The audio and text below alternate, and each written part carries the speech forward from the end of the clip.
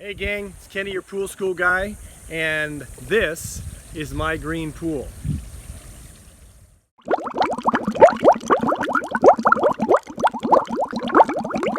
So, you're probably wondering why my pool is so green. Well, I'll tell you what, we have had some horrific dust storms and microbursts here over the last couple weeks, actually probably the last week.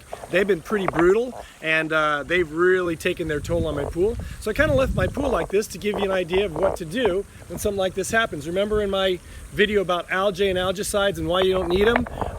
What's causing a lot of that is the lack of phosphate remover. So many phosphates in there.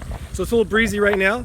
Also, is I have this really cheap filter. This is the filter for my pool. It came with it. It's a very small, very inefficient sand filter. But I'm going to take you through what I'm needed to do to clean this filter up. First thing I'm going to do, clean the pool up. First thing I'm going to do is I'm going to backwash this filter real quick, and I won't bore you with the details. Just know I'm going to backwash the filter.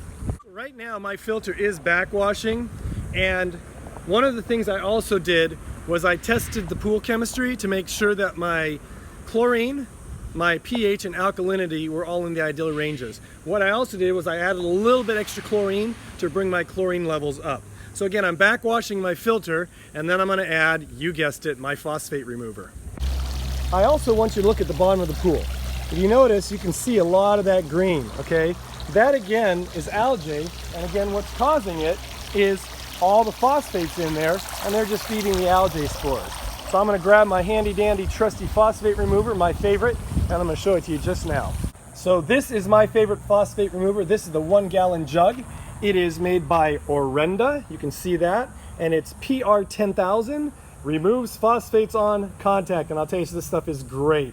The reason I like it also, it's concentrated, as you can tell, and you can use ounces at a time. I also have one of these really cool bottles here that I can fill up with the product, and then it's got a little 1 ounce measuring thing. So in that pool, I'm gonna put at least 10 ounces of phosphate remover into that pool and let the filter run most of the night. And again, like I said, because it's such an inefficient filter, I'm gonna have to run it that long.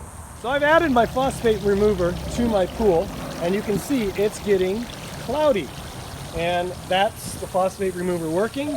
And again, it's one of the reasons why you should always run your system when you're adding chemicals. I know my chlorine levels are good because I increased those and I tested everything. And so I'm gonna let this run for a while, probably overnight. And then in the morning, I'm gonna come back out and I'm going to backwash the filter. And we'll see what it looks like tomorrow. So it has been about an hour and a half since I put my phosphate remover in this pool. And although it is cloudy, obviously, I want you to notice that it is not as green as it was. Can you see that? It's not, it's very evident that it's not nearly as green as it was.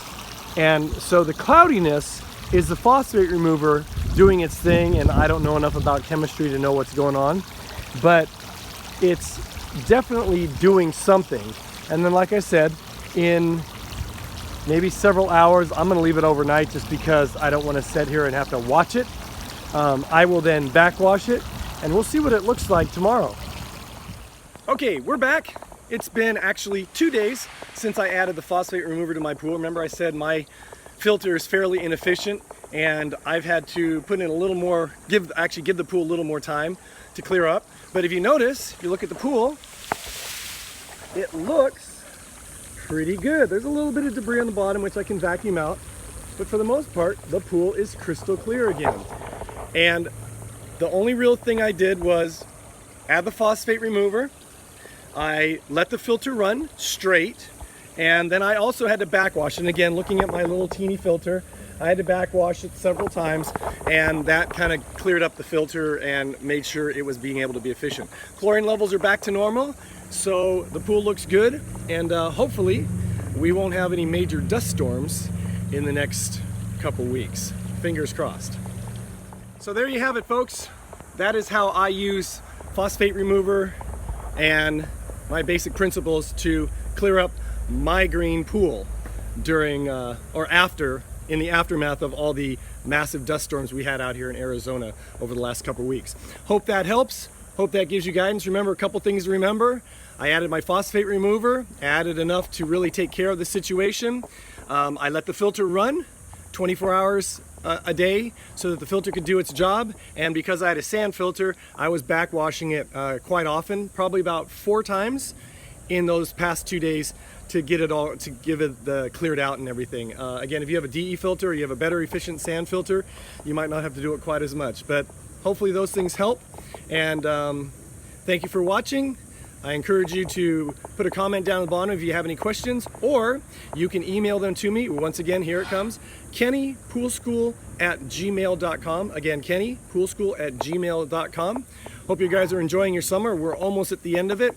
And remember, have fun, be safe, and always, always, always watch your kids around water. I'll see you next time.